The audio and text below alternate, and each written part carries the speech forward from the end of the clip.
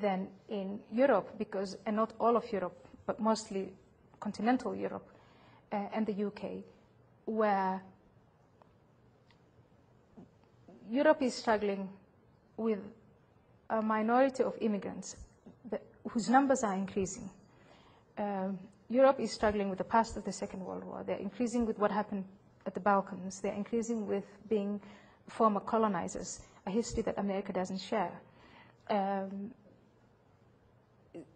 The European Union and trying to make that into a success. So there are all these other issues going on the background. America doesn't have all of this. America has natural borders. America has one immigration policy. There's one INS. If you look at the EU members, the 25 nations, each country has its own immigration policy, its own border policy, its own visa policy, its own, and it goes on and on. People speak different languages. So there are all these difficulties that are facing Europe that are not facing the United States. And I notice these things. Okay. Yeah. Let me just, I want to read a quotation, and that will maybe give you a sense from your book, The Caged Virgin, that will give you a sense of why I asked the question, and why I'm going to put it to you in a slightly different way now in a minute. You write here, I think I am an atheist at heart. It just took me a while to find my convictions confirmed in print somewhere. This may sound arrogant, but I think that most people who call themselves religious are essentially atheists. They avoid thinking about whether they really believe in God. When I read that, I thought that is an extremely European sentiment. Sam Harris would not have had a success with a book called Letter to a Christian Nation in Britain, because Britain no longer is a Christian nation. And Europe is very secular, as you know, on the whole, very secular. America is a religious country. And as I'm sure you're aware, a big issue here is the interface between religion and politics. Many Americans resent the role that Christianity, fundamentalist Christianity, is exercising on the way the country is run. So there's a paradox here, it seems to me, that if you feel more at home in the US than you did in Europe, that's a little odd, isn't it, given that Europe is secular and the US is not. The US is a religious country. But I feel very much at home in Europe. I mean, like, my home was in Holland for the past 14 years. It's a Protestant nation. It's a nation where I wouldn't really say it's not a Christian nation. The Christians I know call themselves atheists, but they also respect religion. They'll go to, like, one of my very good friends had her child baptized, and she invited me to the baptism. And we had a dance, we drank some wine, and the priest said he made lots of wishes that were all beautiful for the baby girl. I want you to live in freedom, and I want you to this, and I want you to be very happy, and so on and so forth. And I was like, I told my friend, and yet you are not a Christian, you're an atheist. The priest, you could have wished all this in your garden, which is much more lovely. And we didn't have to go to all of this. But then the couple said, but there is tradition. We did this because we believe in this tradition. And people marry in churches and that sort of thing, but we don't believe in Christianity. So in terms of being consistent with my faith in saying, okay, I can be an atheist, I understand. I'm more comfortable in Europe. With America, it depends on who you're talking to. I've met people who are virulently atheists, and I've met people who want to convert me to Christianity. There's no middle way in this country. I don't know. So I've met, and I've also, that's why I'm being very careful. I haven't been here long enough to give a well thought through opinion on this is the average American. Right. And every prejudice I had when I came here has been thwarted.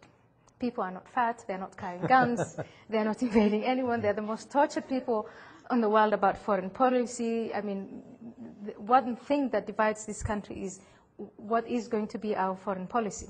And living comfortably outside of America, you would think that all Americans want to invade other countries. They're all arrogant. They don't want to listen to anybody. They just go line dancing, beer drinking, burger eating, and that was the prejudice. I've heard some of that does go on.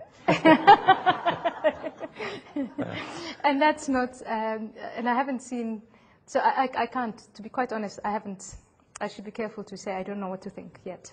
It is interesting to me that, that America has found a way to bring in people from so many different backgrounds and turn them into Americans.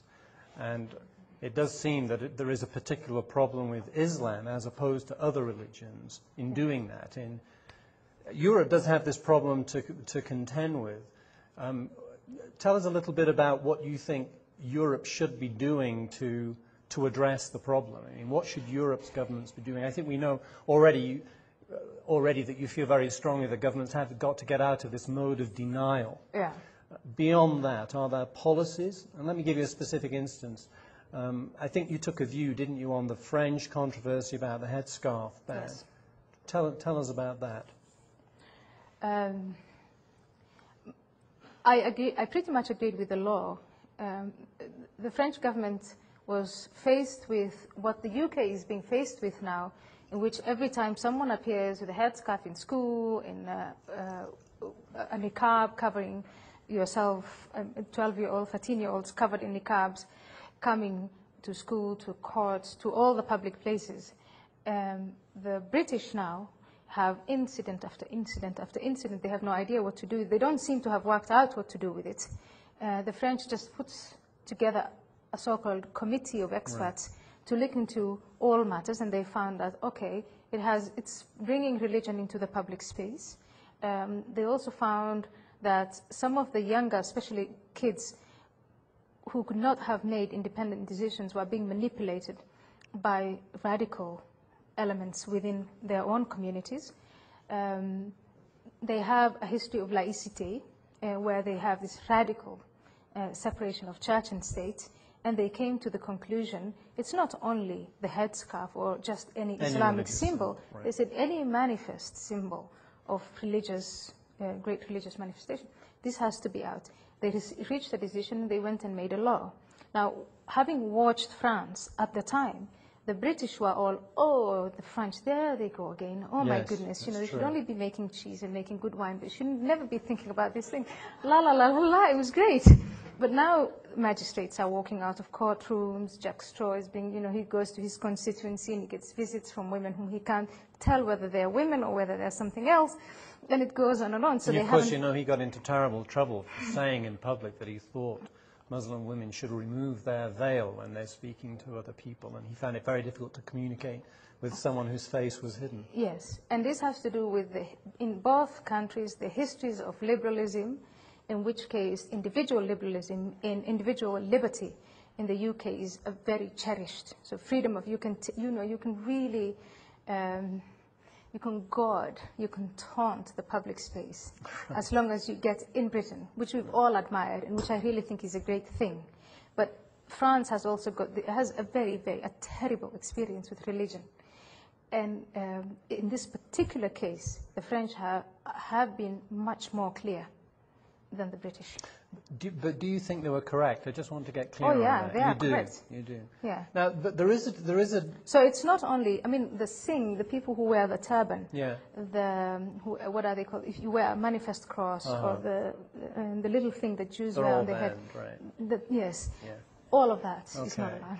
But don't you feel that there is? I have very mixed feelings myself about the headscarf ban. I was at The Economist magazine when that happened, and I wrote an editorial for the magazine saying that it was a mistake.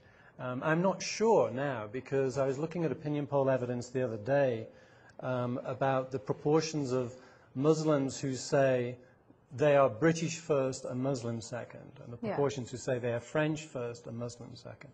And in Britain, only a very, very small minority of Muslims said that they were British first and Muslim second, whereas in France, it was almost half. So that made me think that the French insistence on secularism, on a really rigid separation of church and state might make sense. But don't you admit, or don't you agree, that there is a trade-off here if the calculus is individual liberty? I mean, a headscarf ban presumably would be unconstitutional in the US. That it would be Yes. unconstitutional under the First Amendment.